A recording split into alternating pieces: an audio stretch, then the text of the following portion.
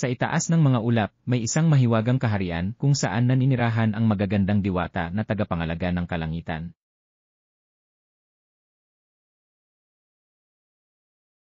Isa sa kanila si Alina, ang pinakamabait at pinakamaganda sa lahat.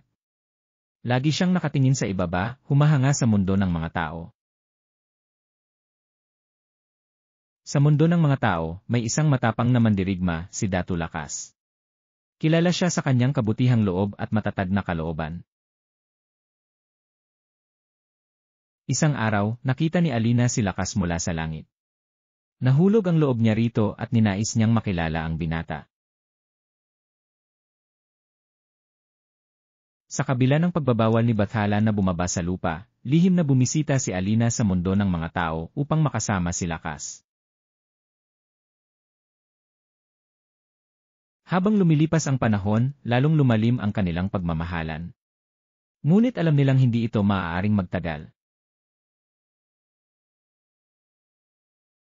Ngunit natuklasan ni Bathala ang kanilang lihim. Nagalit siya at nagpadala ng isang malakas na unos upang paghiwalayin sila. Isang malakas na kidlat ang lumitaw mula sa langit at biglang hiniwalay si Alina kay Lakas. Pilit siyang hinila pabalik sa kalangitan. Nanatiling nakaluhod si Lakas sa lupa, umiiyak sa pagkawala ng kanyang minamahal.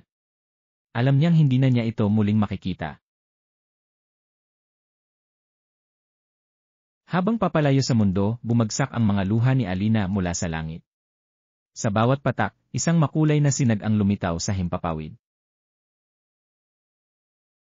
Pagkalipas ng unos, nagulat ang mga tao nang makita ang unang bahaghari, isang paalala ng pag-ibig nina Alina at Lakas. Mula noon, sa tuwing matatapos ang ulan, lumilitaw ang bahaghari upang ipaalala na mula sa lungkot, may bagong pag-asa.